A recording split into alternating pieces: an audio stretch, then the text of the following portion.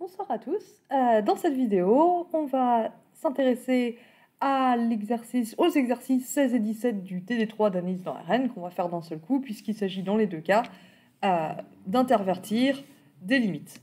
Qu'est-ce que je veux dire par là? On va s'intéresser à des fonctions f de x, y, et à leur limite en 0, 0, comme on a fait jusqu'ici, sauf qu'on va les étudier en prenant d'abord un x fixé non nul, et on fait tendre y vers 0, et ensuite seulement on fait tendre x vers 0. Ensuite, on fait ça dans l'autre sens. D'abord, on fixe le y, on fait tendre x vers 0, et ensuite, on fait tendre y vers 0. Et la question, c'est est-ce qu'on obtient la même limite? Et l'exercice 16, en tout cas, a l'air de dire que pour la fonction x au carré plus x au carré sur x2 plus y2, ça va pas être le cas. f de xy égale x2 sur x2 plus y2. Alors, si on fixe un x non nul,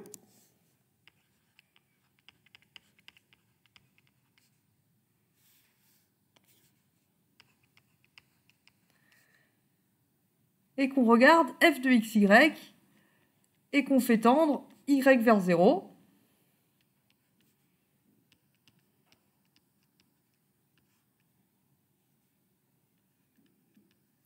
qu'est-ce que ça donne?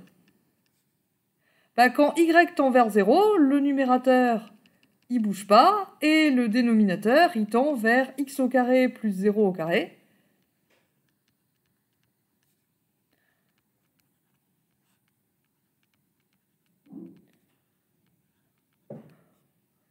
Et du coup, on obtient x au carré sur x au carré qui fait 1. Donc la limite, quand x est fixé et y tend vers 0 de f de xy, elle est égale à 1. Et maintenant, si je fais tendre x vers 0, ça reste à 1. Hein. Je veux dire, c'est constant, ça dépend pas de x. Donc quand x tend vers 0, la limite quand y tend vers 0 de f de xy, ça fait 1.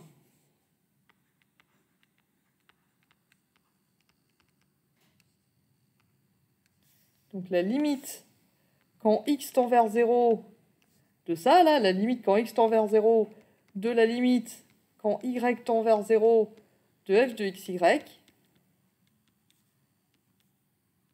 c'est égal à 1. Ok? Qu'est-ce qui se passe si je fais ça dans l'autre sens? Donc d'abord,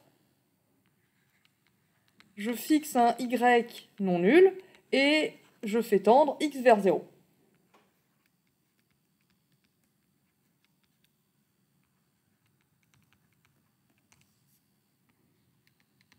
Donc dans les deux cas, là, on a d'abord fixé une des deux coordonnées. Donc f de xy, ça nous fait x2 sur x2 plus y2. Quand x tend vers 0, le numérateur, cette fois, il tend vers 0, et le dénominateur, il tend vers 0 au carré plus y au carré, et tout ça, ça fait 0. Du coup, la limite quand f de xy, la limite quand x tend vers 0 de f de xy, avec y fixé, ça fait 0. Et du coup, qu'est-ce que c'est la limite de ça quand y tend vers 0? Ça continue à faire 0. Donc, la limite quand y tend vers 0 de la limite quand x tend vers 0 de f de xy, ça fait 0.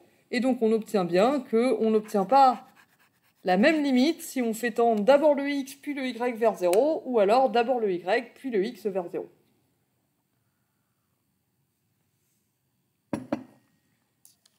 Alors cela dit, c'est pas toujours le cas. L'exercice 17 nous dit que si je fais ça avec la fonction xy sur x2 plus y2, et bien là, cette fois, j'obtiendrai la même limite, quelle que soit la variable que je fixe en premier.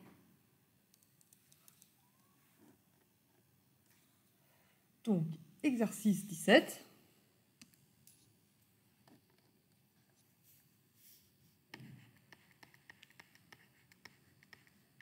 Cette fois, la fonction, c'est f de xy égale xy sur x2 plus y2. Cette fois, si je commence par fixer un x non nul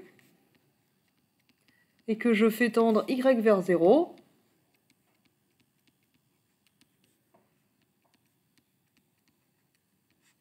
donc x il bouge pas, y il tend vers 0, qu'est-ce qui se passe? Bah, du coup, ça tend vers x fois 0 sur x2 plus 0 au carré. Et x fois 0, ça fait 0. Et au dénominateur, c'est juste x au carré. Donc tout ça fait 0. Donc la limite, quand y tend vers 0, de f de xy, cette fois f est 0. Et donc si ensuite je fais tendre x vers 0, ben ça reste en 0. Donc la limite, quand x tend vers 0, de la limite, quand y tend vers 0 de f de xy, donne 0. Et si je fais ça dans l'autre sens, bah ça se voit un peu que ça va donner la même chose, parce que dans la fonction f, x et y, ils jouent exactement le même rôle. Donc si j'échange l'ordre des opérations, ça va rien changer en fait. Si y est fixé, f de xy, cette fois quand x tend vers 0,